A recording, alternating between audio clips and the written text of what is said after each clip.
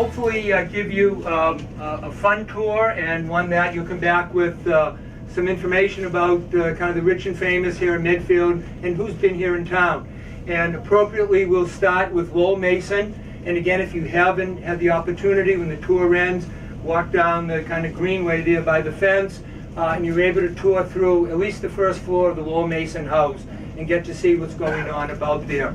As we start up and take the left, why don't we start with just a little background on Lowell Mason if you're not familiar with who he is. Clearly one of Medfield's most famous individuals, most famous native son.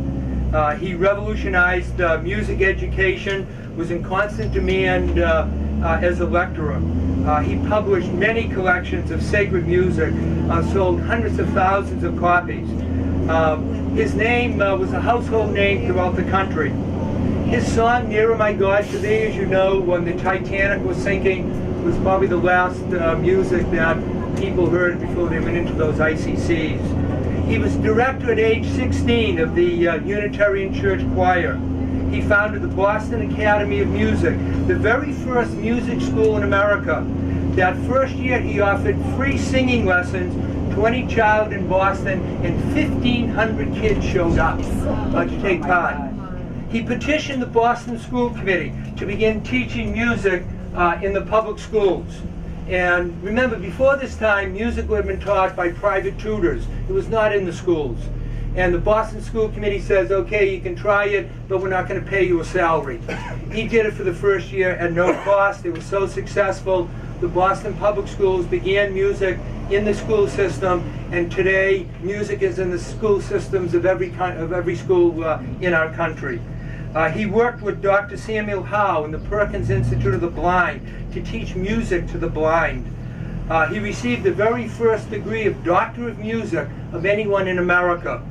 All told, he composed some 1,200 hymns. More than 500,000 copies of his church music books were sold. In addition to Nearer My God to Thee, songs such as Joy to the World, Mary Had a Little Lamb, clearly one of the most famous people here in Medfield. And if you look to your right, the brown shingled house that's there, the picture number 2 you see is Granville, on the front cover, number 2, is Granville Mitchell. Granville Mitchell is kind of a political rock star. He's from Medfield's famous royalty, the Mitchell family. His father owned the second largest straw and felt hat factory in the United States. And he went on to attend Harvard University, but then he dropped out his senior year, much to the chagrin of his parents, because he wanted to get right into business, and his father appointed him treasurer of the hat factory. And then in 1909, when his father retired, Granville was appointed vice president of the hat factory. It was at this time that he moved from his parents' mansion down on North Street where the post office is, and built this house that you see next to you.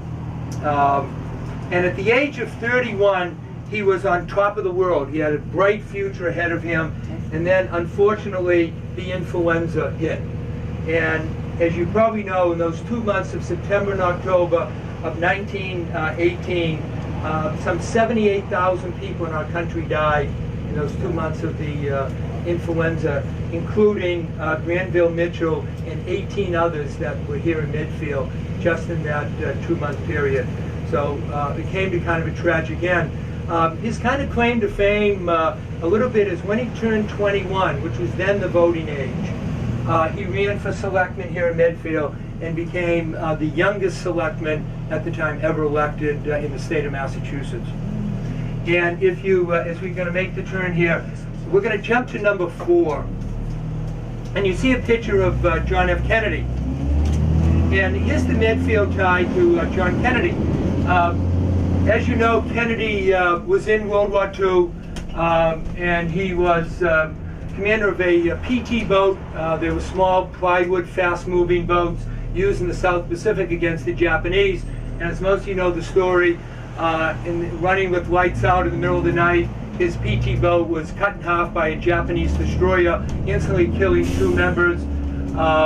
Kennedy and his crew, they decided they would swim to the nearest islands that were there, And eventually, there were some natives that came, and Kennedy took a coconut with his knife, carved a message, native knows way. Kennedy gave the coconut to the native, again, friend or foe, he didn't know. Luckily, the natives took it to an Australian coastal watcher working with the Allies, who then radioed our Navy, and they came and rescued Kennedy. Well, at the end of the war, as you probably also know, his brother Joe, who was supposed to be the one that was going to run for political office, he was killed flying a mission over the English Channel when his plane exploded. And so in 1946, John Kennedy decided he would run for Congress. And he came here to what was then Medfield High School, now the Dale Street School. And here in this auditorium, Kennedy spoke. And the question became, well, why is he here in Medfield? Medfield was not in the congressional district because he was going to run out of Boston. And the war really had just gotten over. And the answer probably is that they were testing Kennedy going to small towns like this where nothing would have been recorded here in Medfield. And so he probably could have practiced his lines, he got his speech down, see what type of questions were coming, giving answers. So one of his first political speeches were here in Medfield, what is now the Dale Street School Auditorium. Here's the newspaper, here's what it said in the Medfield newspaper. Now you can remember the Medfield newspaper was incredibly small. There wasn't a heck of a lot going on here in Medfield. And a lot of people at the time also really didn't know who John Kennedy was. I mean, his father had been ambassador and he had kind of a war record, but in the paper it says, quote, upwards of 200 were in attendance at the Parent-Teacher Association meeting in the high school auditorium Sunday evening to hear John F. Kennedy, son of the former ambassador to England, speak on some problems we face. So Kennedy spoke here very early on in his political career. To show you the extent of the excitement and the other stories that were in the Medfield paper, he shared the headline with this story. Rural mail carrier Dan Hinckley has returned to his route after being sick at his Cottage Street home. Big things happening here in Medfield back then. You see the house that's there. If you look straight ahead where the apartment buildings are, there stood the Hannah Adams Path mansion. Now Hannah Adams Path was born Hannah Adams Gardner here in Medfield.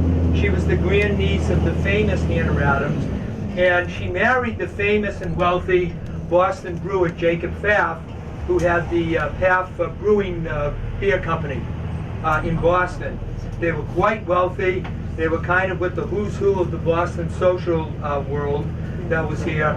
And they lived in the mansion that was right in front. You see number 3, that was torn down to put these attractive apartments in. When she died, she actually donated all this land where the Dale Street School and the Pfaff Center is located. And it said it was to be for municipal buildings only, and the catch was any building on the land had to be named after her. And that's why it's called the Pfaff Center. If you look at number 5, you see a picture on the bottom of Colonial Williamsburg. You say, well, why is that here in Medfield? Because the person who was responsible for the restoration of Colonial Williamsburg was William Curry, who lived up here on 190 North Street in Medfield.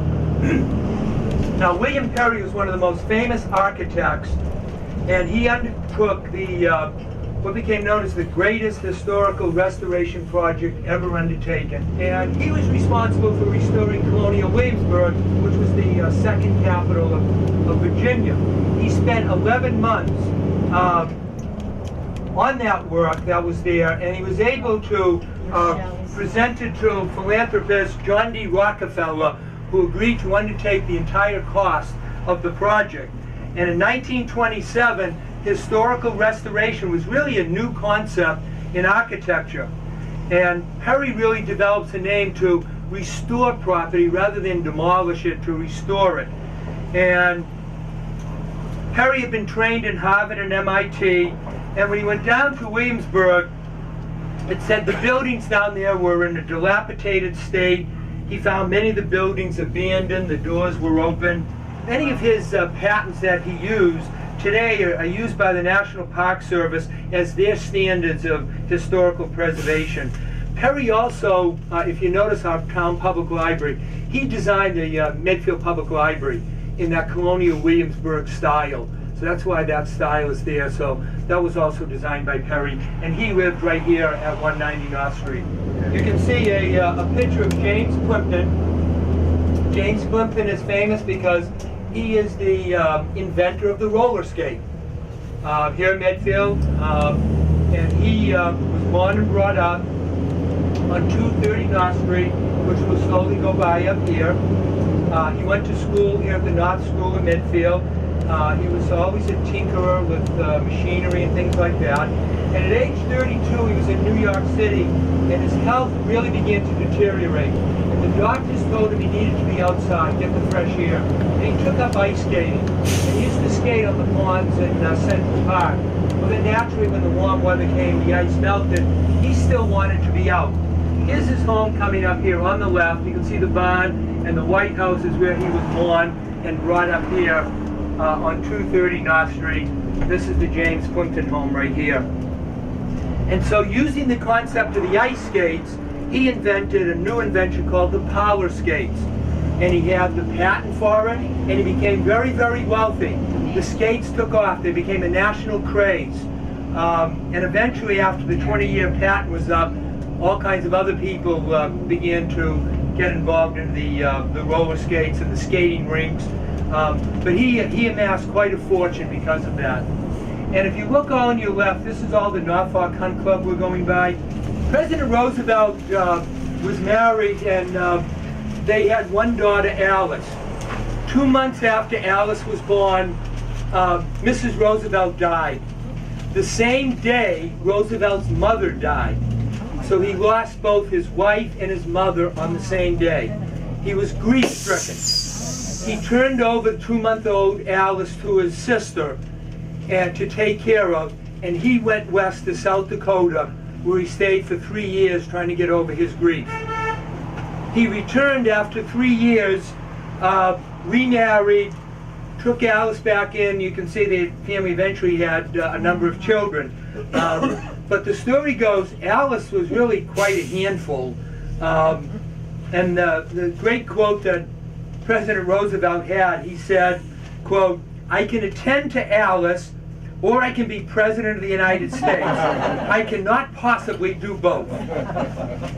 Alice used to chew gum. She smoked in public.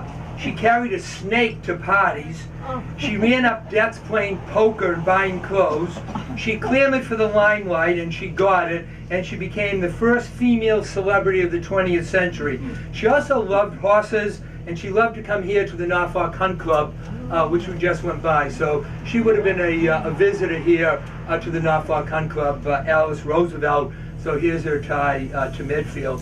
And the other thing, if you look straight out on your left, the house that's right here at 260 North Street, first of all, is famous because it's one of the oldest in Medfield. It survived the Indian attack on Medfield.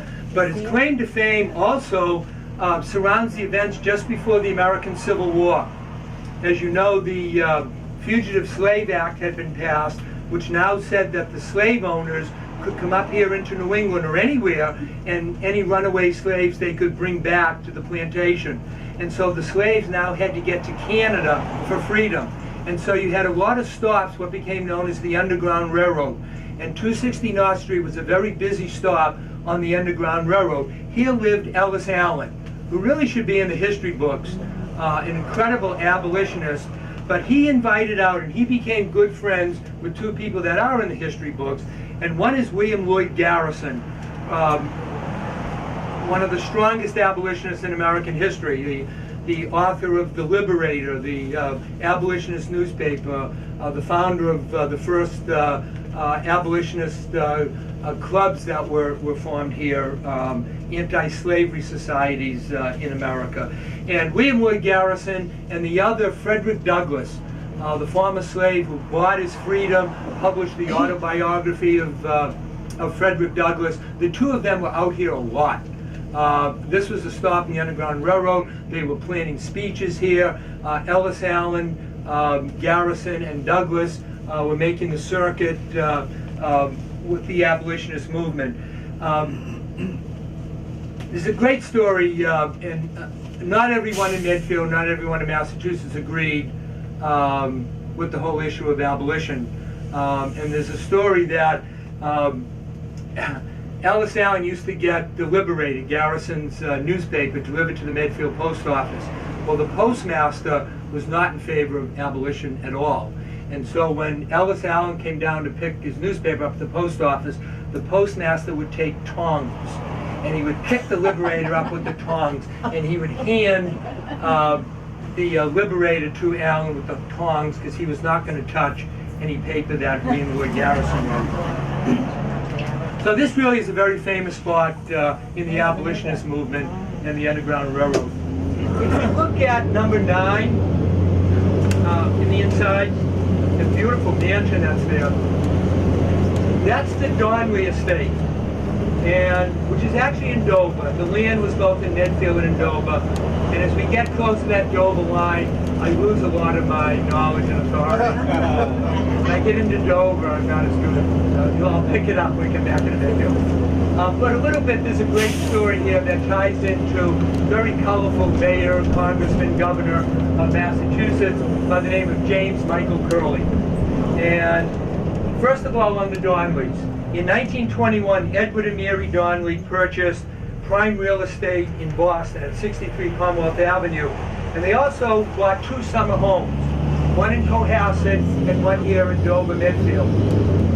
And he was president of the John Donley and Son Advertising Company, which is where he made his money. Now, when Edward died in 1935, his son, Edward Jr., took over as president of the company. That same year, he married Mary Curley, the only daughter of the then colorful governor, James Michael Curley. Now, James Michael Curley was not going to be outdone by any of the Boston Yankees. He was going to have a wedding of the century, and he did. First of all, he invited Pope Pius XI and President Franklin Roosevelt to the wedding, neither of which could attend. But 3,500 people did attend the wedding. It was presided over by Boston Cardinal William O'Connell. The music was played by the Boston Symphony Orchestra. The reception was held at Copley Plaza, where 4,000 rolls, finger sandwiches wrapped in red ribbon, 6,000 glasses of wine, and literally 1 ton of lobsters were served. All the leftovers were given to the thousands of spectators that lined outside the reception, clearly showing he would not forget his future voters. And Curley's wedding gift was a bill passed by the Massachusetts legislature, which said that only Donley Advertising would have control of every billboard in the Commonwealth of Massachusetts. That passed, and they got it. The wedding dress, his daughter's wedding dress, in today's money, cost $100,000. The owner of the store where the wedding dress was made, knowing Curley's political clout, marked the receipt, no charge. On your right, you're going to see the 15-room Tudor summer home of the Donleys, and right here, and Mary Curley as it sits up on your right. James Michael Curley was out here all the time. This was their daughter and his son-in-law's home. All kinds of social gatherings and parties were held up here. The house is in Dover, the land also went into Medfield. That's why Donley Drive is called Donley Drive. All that was part of the Donley estates.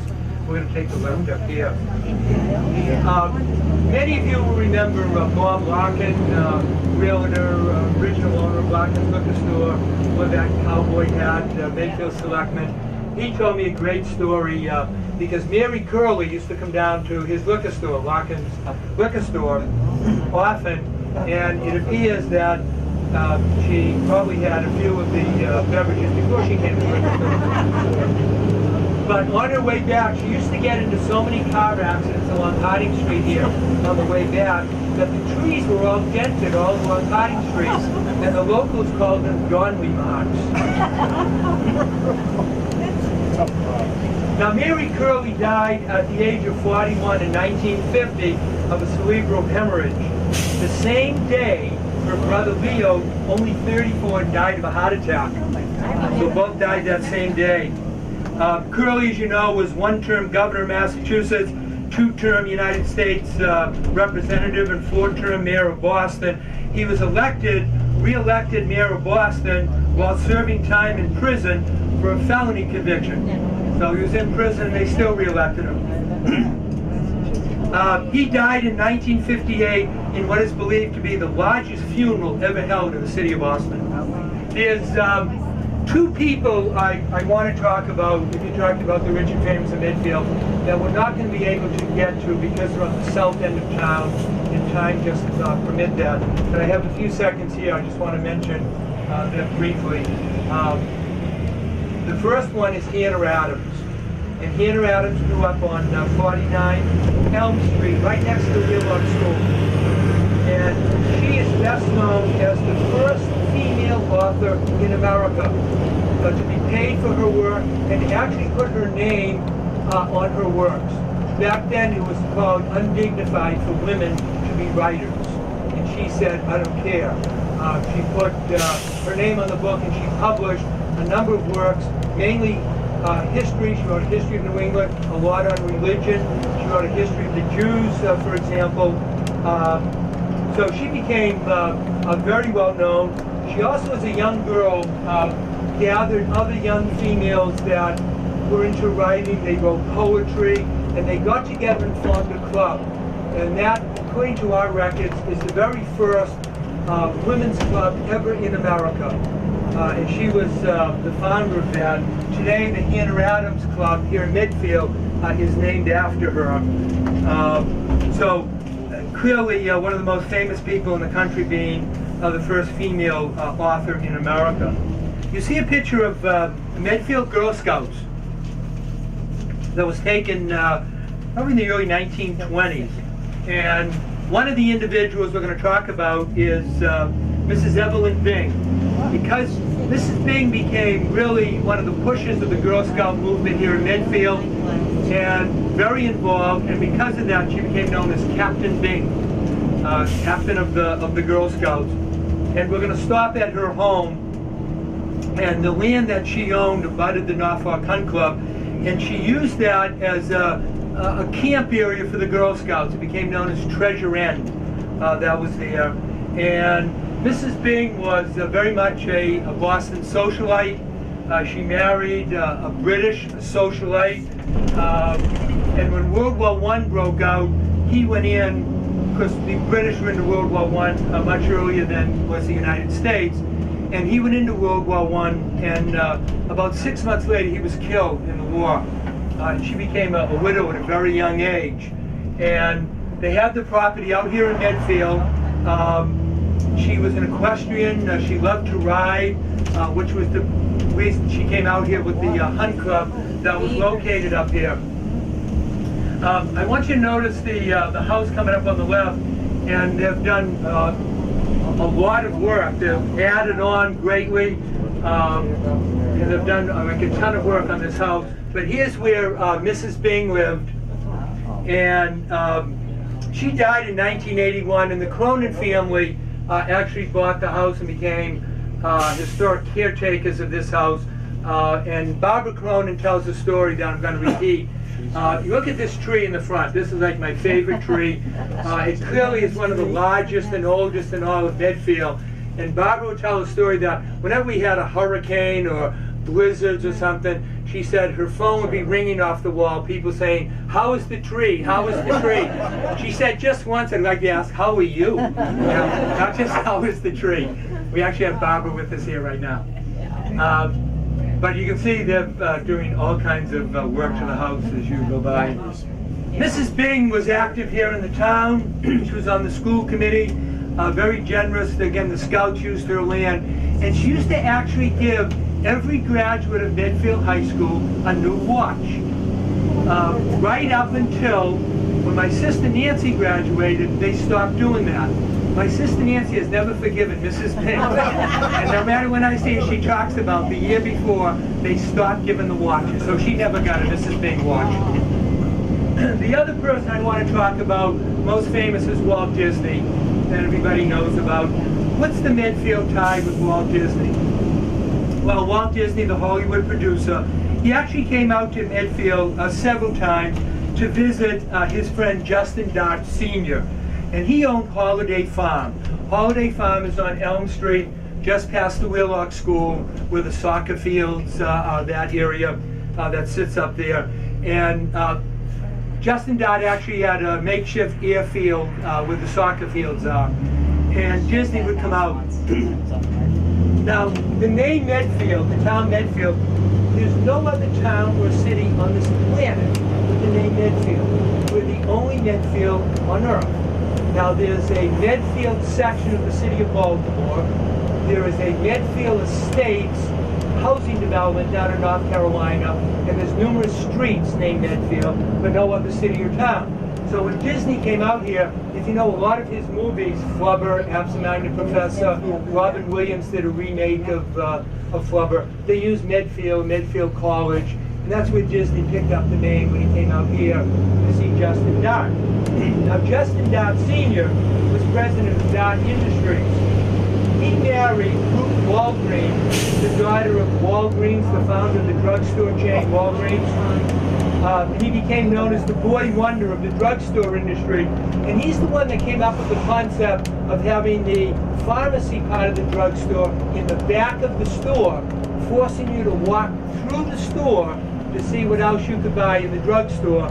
Most of the drugstores today still use that concept of having the pharmacy in the back. After they got married, he took control of a Boston drug company that becomes known as Rexall. So that's, he controlled the Rexall. He divorced his wife, Ruth, and in 1939 married the Hollywood movie actress, Jane Bryant. Now, the movie actress brought celebrity atmosphere here to a little small town, Medfield, having a Hollywood actress living with us here in Medfield. After a dispute with the town about enlarging his airport that was there, the town will not let him do, he bolted, left Medfield, went out to California. And out in California, he met this B-rate movie actor by the name of Ronald Reagan. And got very friendly with Ronald Reagan and was instrumental in urging Reagan to run for governor and then for president. He had Justin Dart, had a son, Justin Dart Jr., who came down with polio. And because of that, he faced a lot of discrimination because of his handicap that he never forgot. And when they got out to California, he began to push. In fact, today he is known as the father of the American Disabilities Act. And he pushed Ronald Reagan and then Vice President George Herbert Walker Bush to form the commission. Justin Dart was the chair of that committee, and when George Herbert Walker Bush was president, he signed the American for Disabilities Act, and he signed it with Justin Dart Jr. sitting next to him. The two of them signed that. So there's the Medfield connection to Walt Disney and to the Dart family. If you look out your window, you see where Basil's is, and if you look number 11 on your handout, anyone with any sports knowledge at all will right away recognize Ted Williams. Well, Basil's used to be the Francis Cafe. And the Francis Cafe, great Italian food that was out here. And Ted Williams came out here a lot to eat at the Francis. It is said that Williams considered the Francis to be one of his favorite restaurants. And you can talk to a lot of locals in the 1940s and early 50s that can tell stories about seeing Ted Williams here eating at the Francis. We'll take the right here. Just a little bit, an amazing ball player. He played all 19 years of Major League Baseball with the Red Sox. He holds all kinds of batting records. He still is the only one to finish a season hitting over 400, 521 home runs, just incredible, probably the greatest hitter in baseball. And the thing that's amazing, twice in his prime of his career, he left baseball, once to go into World War II, second to go into the Korean War. So a lot of his career was interrupted, instead of serving baseball, serving his country. If he wasn't in war, you can think what his home run records and other things would be. So there's our tie to Ted Williams. And any of you that have been into the Museum of Fine Arts in Boston will recognize what is known as the roadside cottage, which was painted by Impressionist painter Dennis Miller Bunker. Now, the cottage itself, here in Medfield, we call it the Lucy Brand Cottage. Lucy Brand has some fame. In the 1700s, she's the last pure Native American of Medfield to live here. And so she lived in that cottage. But it gets its fame. Dennis Miller Bunker was one of the most promising Impressionist painters of his time. This would be in the late 1800s that he lived. And he was very friendly with Mrs. Gardner, Mrs. Jack Gardner. How many here have been into the Isabella Stewart Gardner Museum? Okay, that was her home. And he was very friendly with her. And she was very friendly with Alice Sewell, who owned the tannery, which is number 14 on your picture. And so Mrs. Gardner said to Bunker, well, why don't you go out to Alice Sewell's boarding house in the tannery and see this Medfield and do your paintings that were out there. And Bunker loved Medfield. He said no other place like Medfield affected him. He had an immediate emotional tie to the land and the light and the meadows and the Charles River and the brooks that were here in Medfield. And he painted here in 1889, 1890. And he said the Medfield landscape provided him with endless opportunities. And he did a number of paintings. You'll see in the Museum of Fine Arts, the Pool Medfield, another one called Medfield Roadside Cottage. As we go by, if you look on your left, coming up the small yellow cottage, you'll recognize from the painting that Bunker did, and Bunker stayed in the tannery. So here's Roadside Cottage that Bunker painted, and behind the fence, photo number 14, is the tannery that not only Bunker stayed, but so did Charles Martin Loeffler, who I'm going to talk about in a second. So, you know, Medfield really was kind of an art community back then, the number of artists that came out there. And if you look at number 15 on your handout, to kind of slow down here a little bit, and if you look to your right at the intersection of Causeway and Main Street, right behind these trees on your right, you'll see photo 15. And that's the James Carroll Bartlett house. James Carroll Bartlett in the 1920s and 30s was nationally known. Music instructor. His song called The Dream was played over the radio from coast to coast. It was a #1 hit throughout the country. Ironically, he was born in Harmony, Maine. And he lived here in Medfield for 25 years. And he was he conducted all kinds of concerts also at the Unitarian Church. And he died, he's buried in our Vine Lake Cemetery. And if you look at number 16, you'll see a picture of Grover Cleveland, President Grover Cleveland. And where the railroad tracks are was the Medfield Central Railroad Station. And to show the political clout we have here in Medfield, we have had one sitting president ever come to Medfield, and that was Grover Cleveland. And he stopped at the Central Railroad Station, and I'll read what it said in the newspaper at the time. It said, President Grover Cleveland stopped at the Central Station, making a 3-minute stop to shake hands. So he stayed here all of 3 minutes before going on. Grover Cleveland, as you probably know, is kind of interesting because he's our 22nd and 24th president, the only president not to serve consecutive terms. He actually won the popular vote in all 3, but Benjamin Harrison, even though he lost the popular vote, had more electoral votes and beat Grover Cleveland the second time. Also, Grover was his middle name. His first name was really Stephen. Those people don't realize his name was Stephen Grover Cleveland, but he went, instead of Stephen, he went by Grover. If you look at number 17, you say, why is there a picture of a dog, Jack? Well, if you look on your left, we're going to go by the Middlesex Bay. That was the art studio of John A.S. Monks, right here. And he lived next door in the back, and he had the building where Royal Pizza is. which is known as Monk's Block, built in the late 1800s. And if you look to your right, this little traffic control box has a picture of a dog on it. Well, John A.S. Monks was a painter. He became known as an etcher of sheep, which is why you see the sheep also on the other three sides of the traffic control box. He became nationally known for his paintings. Well, there's a story of this Jack the dog. Well, Jack the dog was the dog of Dr. Mitchell, Dr. Arthur Mitchell, and he loved the dog. And the dog was always in his doctor's office, in the waiting room. Back then you made house calls. Jack came with him to all the house calls.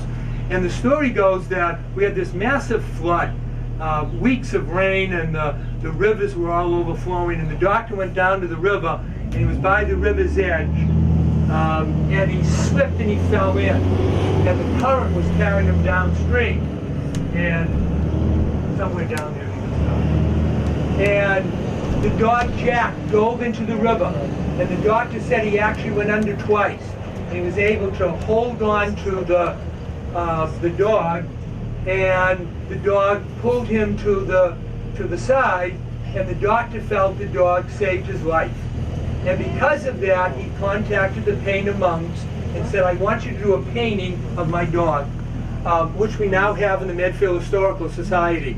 If you want to see that, the Historical Society is open every Saturday from 10 to 12. You can go in and look at the painting. So that's why the painting was done of the dog. To add to the story, when the doctor died, in his will, he said he wanted Jack buried with him. And so up in Maine, where the doctor was from, you'll see a gravestone that says Dr. Arthur Mitchell. Right next to it is a gravestone that says Jack. So that's the tie, and that's why that painting is there, because it was done by monks. There's two things. One, if you look at number 18, where the gazebo is now that we just passed, stood St. Edward's Church. And the story with that ties into Charles Martin Loeffler. Now, Charles Martin Loeffler is the distinguished composer, concert master with the Boston Symphony Orchestra, a world-renowned composer. And he comes out here to Medfield at the Tannery, again along with his friend Dennis Miller Bunker and others. And word spreads, and one artist or musician would talk to another, and they'd say, you know, we're staying out here in Medfield. And this really does become, in the late 1800s, an art community. And one of the most famous that comes out here, if you look at number 19, is George Innes. Now, Charles Martin Loeffler puts on a series of concerts in the old St. Edward's Church. And the who's who of Boston society comes out to listen to the concerts. The concerts were an attempt to pay off the mortgage of St. Edward's Church. And just to give you an idea of some of the people that came out here, in addition to Mrs. Isabel Stewart Gardner, was John Singer Sargent, Frank Benson, the artist Frank Benson, Henry Lee Higginson, the founder of Boston Symphony Orchestra, cellist Pablo Casals were out here. So they would do the concerts, they would stay at Charles Martin Loeffler's home on the South Street. And Innes came here. Now, Innes was here in the time period just before and after the American Civil War. He lived in this house, and in the back, in what is now the garage, that was his art studio. He was a nationally known landscape artist. And his style was, and he would walk down Main Street, he would go to the Charles River and other places, and he would just make sketches. And he would come back to the studio, and from the sketches and from memory, he would do all his actual painting in the studio, not on site. And he was here from 1859 to 1864, which he called the Medfield period of his life. And one of his most famous paintings is called Summer, Medfield, Massachusetts. And another one that probably was most expensive that was ever sold was a painting called Peace and Plenty, which is a view of our Charles River. And in 1864, he sold that painting, which gave enough money. He moved from here down to Englewood, New Jersey, and the money from that painting allowed him to build the house that he had down there. So a very famous, nationally known artist, George Innes, right here. The house that you see, the gray house, Laura Smith and now the Crowell family house, is where Daniel Sanders lived. Now Daniel Sanders, his claim to fame is he becomes the very first president of the University of Vermont. And he's born and brought up here in Medfield. Actually he's born in Sturbridge, Massachusetts, which was originally called New Medfield. When Medfield and Medway and Millis broke away from Medfield, we lost a lot of land. And to make up for that, Massachusetts gave Medfield land in the middle of the state, which is now the town of Sturbridge, originally called New Medfield. And that's when the Sanders family moved out there when Daniel was born. But he comes back here to Medfield. He goes to Harvard. He gets his degree as a Doctor of Divinity, and he's sent up to Vermont where he becomes a minister. Up there he's in the formation of the new University of Vermont and becomes the first president.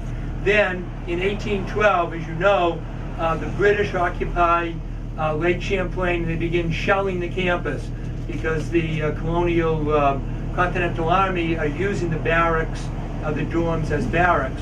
And with shells bursting all around him, he decides it's time to get out of here. And he comes back here to Medfield, where he becomes the minister of the First Parish Church. He writes the first history of Medfield. He wrote a history of the Indian Wars, which was a very controversial book at the time because he criticized the ideas and said that the whites had not treated the Native Americans well, which politically did not sit well with a lot of people. He ran for representative and was elected to the state House of Representatives. He was a selectman numerous times here in Medfield, and he built the front part of this house, the Federalist-style house that you see in front of you on the right, which is number 20 in the photo. Okay. Now, during the American Revolutionary War, the British captured New York City. George Washington is forced to flee.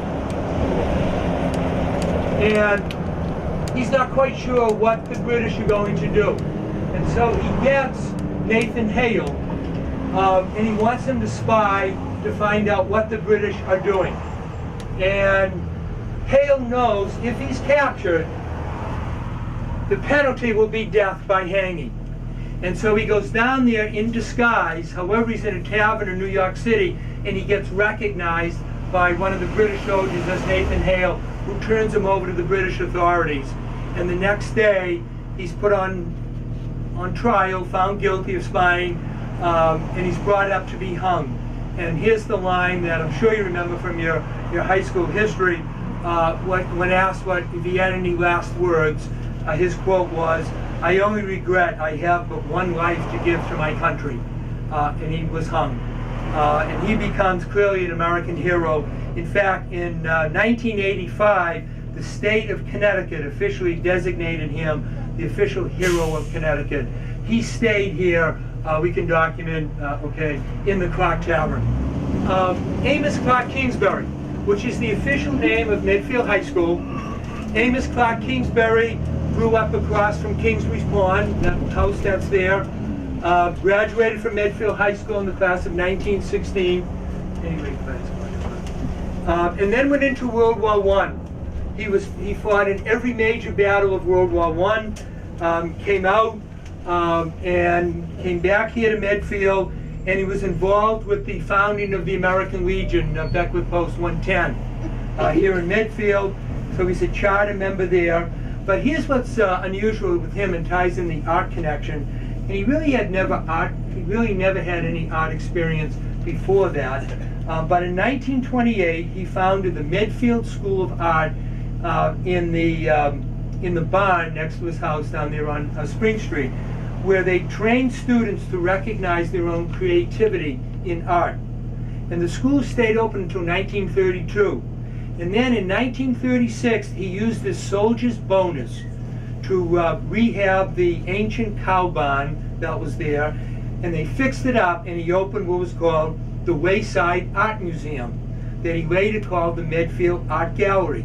And it opened up with 500 watercolors by his teacher and, again, famous artist F. Mortimer Lamb.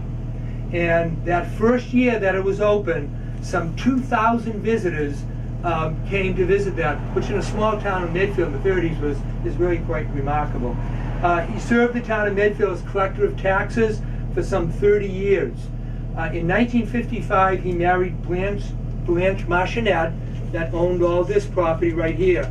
And the reason the high school bears his name is when the town was looking to add a new high school from what was the Dale Street School, Mrs. Marchionette, now Mrs. Kingsbury, said that she would give the land to the town if the town named the high school after her husband.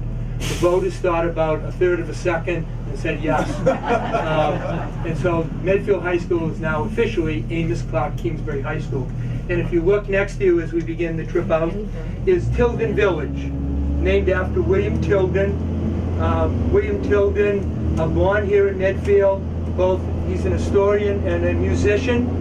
At age 18, he becomes the choir leader of the Baptist Church, a position he would hold for 50 years. When the Civil War began, he formed the town band, the town brass band, and if you look at number 23 in your handout, you will see the brass band, the Tilden in there. He was the lead cornet, he arranged the music, and he was the director of the brass band. After the Civil War, the government opened up what was called the Freedmen's Bureau, and he went south down to Virginia, where he taught former slaves and their children how to sing and music. So he worked at the Freedmen's Bureau down there. And when the horrible news came of the assassination of President Lincoln, Tilden was asked to take part in one of the bands that played in Washington for Lincoln's funeral. He returned to Medfield in 1872, and he had a great love of history. He was elected state representative, and he began to write a history of Medfield. And because he was a state representative, he had access to the archives there, and many of you know he published his history of Medfield that goes up to 1886. And what's a gem about that book is the genealogy that's in the back. And he was able to use the archives in the State House to get a lot of that work done. In 1891, he founded the Medfield Historical Society. So he's the founder of the Medfield Historical Society, and he was the first president, and he stayed president until his death. And in 1976, they named the housing project Tilden Village after him. In the late 1800s, no story, except the story on the assassination of President Garfield, created such nationwide attention as did the trial of David Stain of Medfield. Now, David Stain went on trial. He was accused for murder and robbery of the bank treasurer J. Wilson Barron up in the town of Dexter, Maine. He was accused of murdering the bank president, robbing the bank. The chief person to testify against him was his son, Charles, who testified against the father. He goes to prison, and the trial goes on. They call all kinds of witnesses that are reported in all the newspapers, from the New York Times, the Boston Globe, nationwide sensation at the time. He goes to prison. He stays in prison until 1900. So from 1887 to 1900, he's in prison. And then his son Charles recants his statement and says he made it up, he lied, his father never did commit the murder. The governor of Maine now releases him from prison, and David comes back here. He lived on Phillip Street, and he had a small shoe shop. He made shoes on Janes Avenue, which is where we're going now. But this story really created, as I said, nationwide attention. Now, he dies in 1915. He's buried in an unmarked grave in Vine Lake Cemetery. Now, the locals that were here and the local stories that were picked up here, he had kind of a shaky reputation. He hung around with a group of people that became known as the Stain Gang. And they were accused of a number of small-time break-ins in and around Medfield, but nothing of real serious nature. But was he guilty of the murder? Which time was the son telling the truth? Which time was he lying? We really don't know. And so David Stain goes to his death with really this cloud hanging over him. But a family member just recently did extensive research on the trial, on David Stain. His shoe shop was right here in front of us. And 6 years ago, they went to Vine Lake Cemetery and placed a gravestone. So if you go down there now, there is a gravestone to David Stain. Here with this 25 stood right there. That was the Curtis Mansion, Daniel D. Curtis Mansion. Daniel D. Curtis is the one who built the hat factory, which is now the Montrose School, across the street, which became the second largest straw and felt hat factory in the United States. And then if you look at number 26, my favorite guy in Medfield history here, Colonel Mitchell. And Colonel Mitchell marries Curtis's daughter, comes here basically penniless. Curtis dies, and suddenly Mitchell becomes president of the second largest straw and felt hat factory in the United States. No one in the history of Medfield is as wealthy or has the political power as Colonel Mitchell. He builds and rehabs a mansion that clearly resembled the houses out of Newport, Rhode Island. When the newspaper put a picture of the house, they clearly cut the house out and left the trees. So if you look at number 27, you can see a great picture of the trees that used to be above Mitchell's mansion. You really can't see the house. Maybe you can see some of the roof that's there. Believe me, it was beautiful. But there stood where the post office is, Mitchell's mansion. It had a ballroom on the top that held 800. And all kinds of events took place there. In later years, the reason I have it there, in later years it became the Manor Inn. And the Manor Inn opened up as a kind of an inn, a bed and breakfast type place. It was just beautiful. And one of the people that, the meals that were served there, especially I'm told the steak and lobster dinners, were like renowned. And one of the individuals that used to come out here quite a bit, because he had a home in Wayland, was Babe Ruth. And Babe Ruth would stop and he said that the steak and lobster dinners that he had at the Manor Inn were good. And so that's the Babe Ruth tie that brings Babe Ruth out here. When he was with New York on games they played against the Red Sox, and when he went to his Wayland home, or later in his last years when he played for the Boston Braves. So that's the Babe Ruth tie. You guys have been a great audience. A couple of things. If you're interested, please give a tour of the Lowell Mason House. I was able to, this fall, put together 75 different stories of Medfield's history. If you're interested in buying a copy of that book, we have it over at the table. I donate my time for memo on this. The bus driver gets paid. If you want to give her a tip, that's up to you guys. Thanks very much.